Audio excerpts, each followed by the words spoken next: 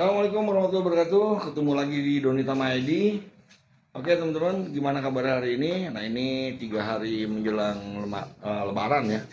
Lebaran 1445 Hijriah. Dan rencananya kita mau mudik besok gitu. Jadi kita mau mudik pakai motor. Dan tentunya sebelum mudik kita mesti prepare apa-apa aja yang harus kita bawa. Apa-apa aja yang harus dibawa, apa-apa aja yang harus kita perhatiin. Jangan sampai saat kita mudik ada bahaya di jalan, itu kan nggak bagus. Untuk teman-teman yang baru pertama mudik, baiknya ikutin tips ini sampai selesai. Jangan di skip, jangan dilewat, karena isinya daging semua. Dan untuk yang sering mudik, ya ambil hikmahnya aja, ambil baiknya aja. Oke, langsung aja, jangan banyak ABCD, kita ke TKP guys. Nah untuk perubahan pertama kita dari belakang dulu nih ya teman-teman ya. Jadi belakang ini saya knalpot masih standar ya, belum ada yang saya rubah. Oh ya, ini bitnya tahun 2008 ya, bitnya tahun 2008.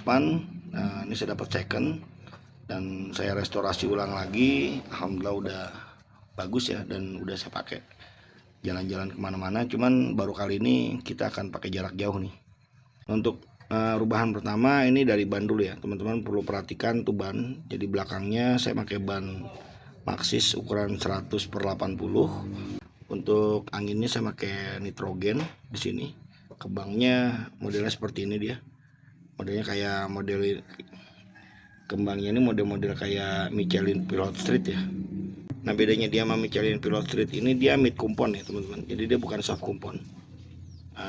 Nggak terlalu boros banget jadinya. Nah, untuk shock breaker saya masih setia ke bawaan, nggak ada yang saya rubah karena saya pikir shock breaker bawaan masih mumpunin untuk berat 80 tambah istri saya, tambah beban ya, nggak terlalu berat juga, dan shocknya juga masih bagus. Untuk CVT, nah ini CVT yang saya banyak rubah. Jadi CVT itu saya ganti mulai dari roller, fan bell itu saya ganti semua, terus mangkok gandanya juga sama mangkoknya sama kopling gandanya juga saya ganti ya. Nah, itu satu set saya beli paket. Waktu itu saya beli sekitar 1,7 ya, 1,7 belum termasuk pasang. Ada rubahan sedikit ya, pasang sekitar 2 jutaan lah kalau untuk pasang blok kiriannya aja. Kiriannya sekitar 2 jutaan. Performance-nya lumayan enak ya, buat saya pribadi sih mungkin lebih nambah sekitar 20%-an ya. Untuk sektor mesin nggak ada yang saya rubah, semuanya masih gunain part standar. Klepnya, headnya masih standar. Cuman khusus untuk bagian head, waktu motor ini di resto itu sengaja saya suruh polis sama porting ya.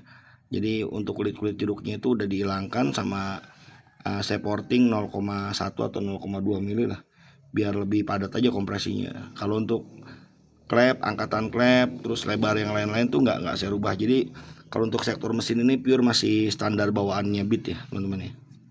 Ke sektor lampu juga sama. Tadinya saya pakai lampu HID, saya bolongin ininya.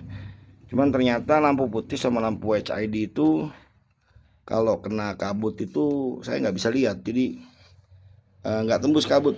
Akhirnya saya balikin lagi ke lampu kuning. Untuk sen-sennya juga saya pakai lampu kuning ya, balikin lagi ke mika semula. Alhamdulillah bagus teman-teman. Nah untuk sektor kaki-kaki depan, untuk ban depan saya beli Maxxis ukuran 90/80 Victra dengan angin nitrogen ya, nitrogen. Dan untuk shock breakernya masih bawaannya standar, cuman saya tambahin spencer biar ada tinggi, soalnya kalau dia nggak tinggi dia akan gasruk di sini ke spakbor depan. Nah, untuk Maxxis ini harganya kalau yang depan itu sekitar 370, yang belakang itu 425, itu belum pasang. Dan untuk peninggi kaki-kaki itu murah, itu 8.000. Nah, cuman untuk modifnya saya habis 100.000 karena ada per yang diakalin sama penambahan oli. Nah, olinya saya nggak pakai oli jumbo. Untuk oli shock breakernya saya pakai oli dari Showa. Itu lebih enak, ribonnya lebih enak untuk oli dari Showa.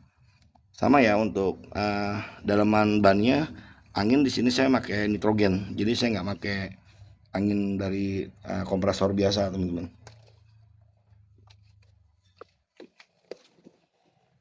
Untuk cakramnya juga nggak ada yang saya rubah, saya pakai cakram bawaannya. Kemarin sempat saya ganti sama cakram gede, cuman nggak enak. eh, waktu dibawanya goyang. Saya rencana kedepannya mau ganti sama cakram yang full floating ya. Nah, untuk mesin masih enak ya teman-teman ya. Untuk mesin masih enak, masih nggak ada masalah. Cuman ini joknya harusnya sebelum mudik ini saya tambahin dulu, jadi biar nggak terlalu tepos. Kalau ini buat saya pribadi terlalu empuk dengan berat badan 80 dan istri saya 60, ini kayaknya terlalu dempas banget ya. Nah, apalagi kalau kita nambahin side box di belakang atau box belakang, itu kayaknya terlalu bebannya terlalu berat banget, nggak enak dibawa ya.